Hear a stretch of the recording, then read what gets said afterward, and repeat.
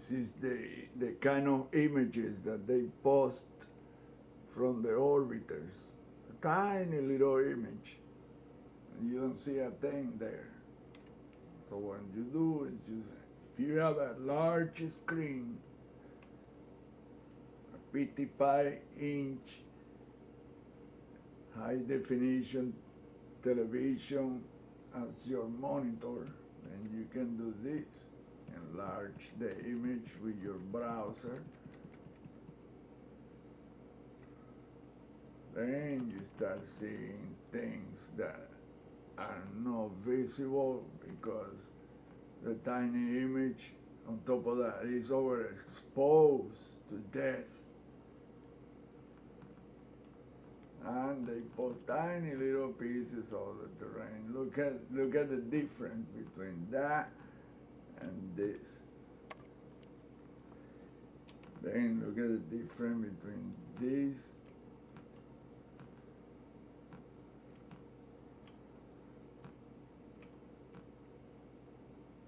little pieces.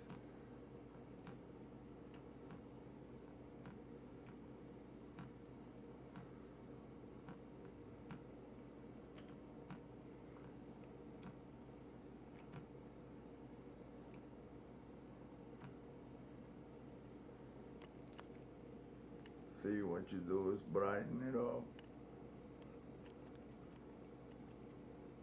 Then you start seeing all these spheres everywhere. I mean, there are thousands of spherical objects there.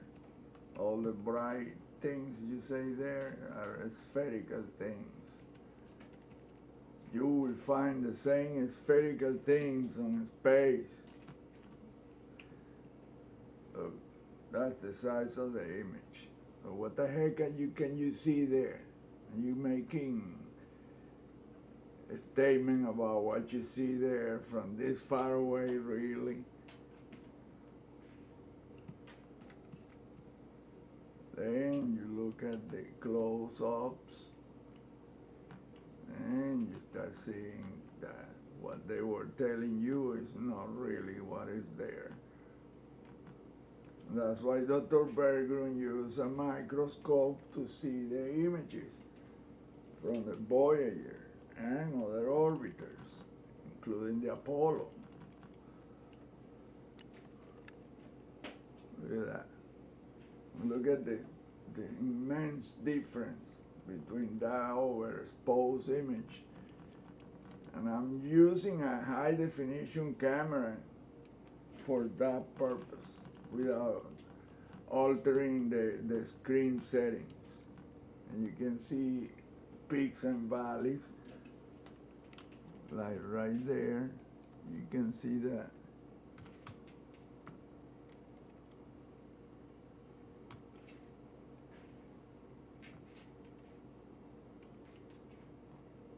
This is vertical, this is flat, this is vertical, and then it goes in layers, because that's what it is, all built the same way. Then you see the geometrical pattern that I've been talking about forever.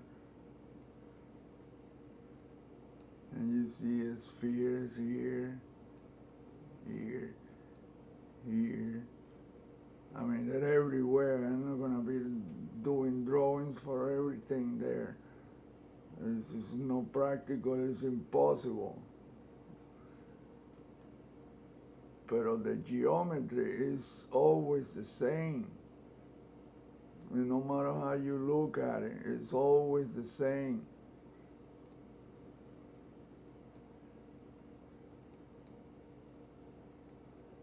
These two things like that. You see, it repeats here.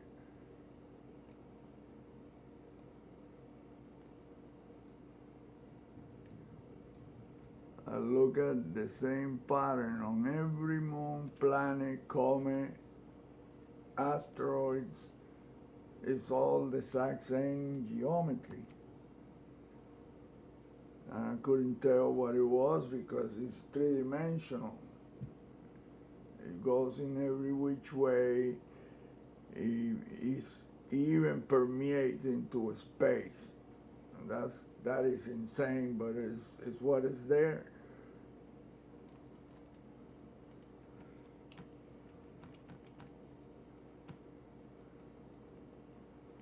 Now look at this part that is dark.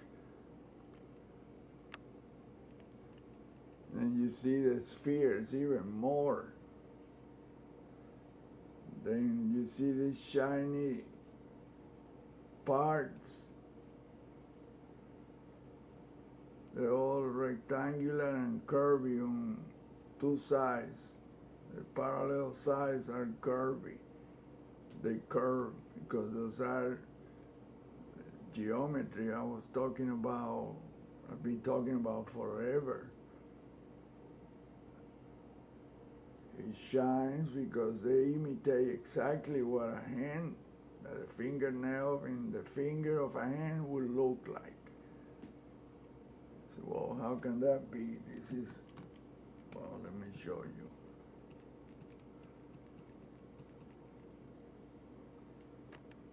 Look how bright I had to make the image, and then this part is super overexposed. And look what this part look like. See, using the camera over, it blurs. So you have to use enlarging. First, you can use the browser to enlarge it. But it's all blurred. And you see the exact same geometry that you saw on the other darker part right here.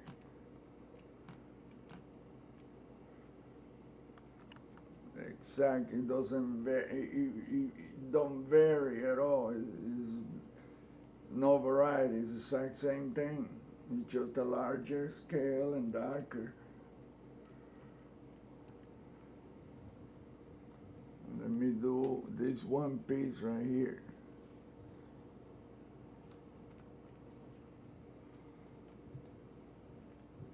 This is a finger like that.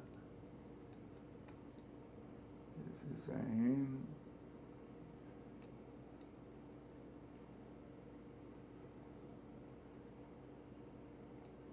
And this is the other finger. And the other finger. Then you see, but I mean, like I say, it's so perfect that one part overlaps another and it makes the other the same thing in an opposite direction. So a hand like that. That's the geometry.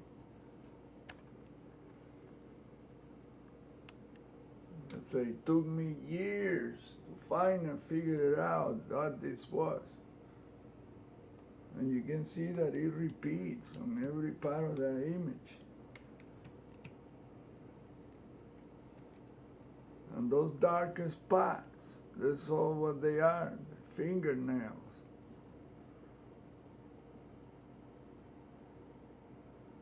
See, you think that's a coincidence or that was random? No, it's not.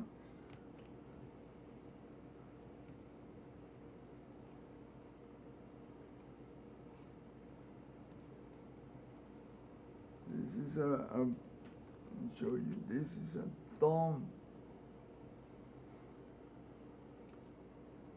Well, it's bigger, like that. And that's the fingernail. But it keeps repeating. It's a secondary and a third one. And then it goes smaller in the same part. And because those are part of a different hand, they overlap in different ways. That's this enormous finger. It's so large And it blends with so many other hands that overlap that you lose track of what's there. Unless you know those are the fingernails of a finger, of a hand.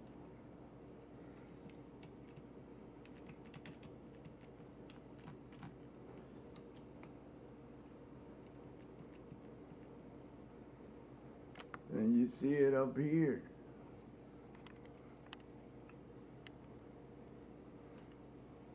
You can see the silhouette of a fingernail.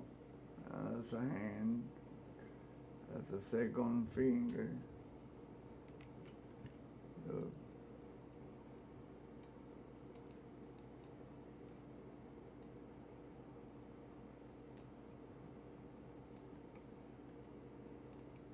Oops. Like that. Then like that.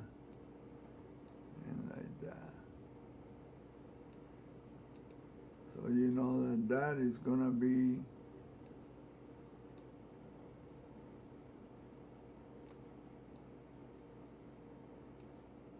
this is so difficult to even imagine or think.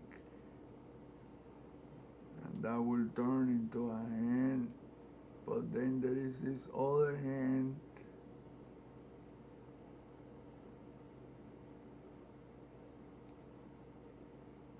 And it goes into the blurred area. You can see right here the silhouette of one of them made correctly. But then you have one that is opposite to that, and it subdivides smaller to another, and it's difficult to even think that that could be that simple and complex at the same time.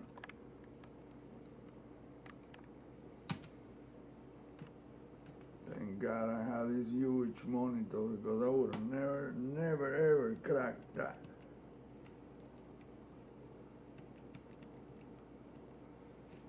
And with an image that large, I mean that small, what the heck are you gonna see?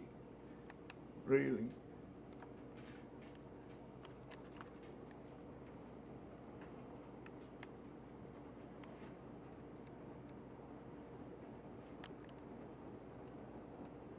And then right here, you can see exactly.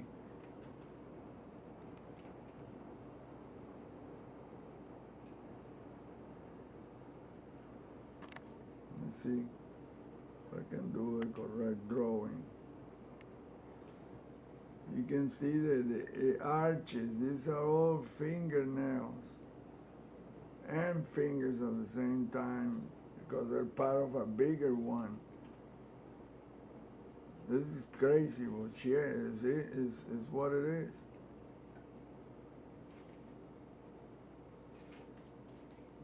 You see the other one and the other one.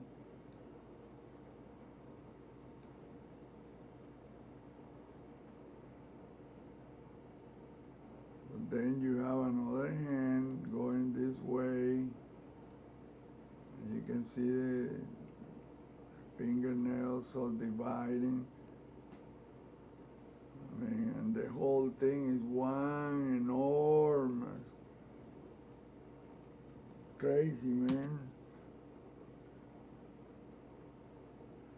These are pixels. Now you see the difference between that geometry and this.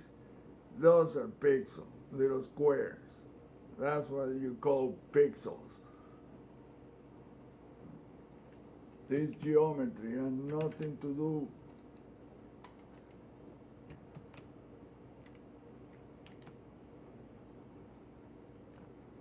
with pixel. None. I'll see the round deal, this curvy, and you can see that. I mean, this is difficult to explain. Even with the right drawing, you will not accept it because your mind is being conditioned not to think in any other way than what NASA tells you. Oh, that's a Sulcus, whatever.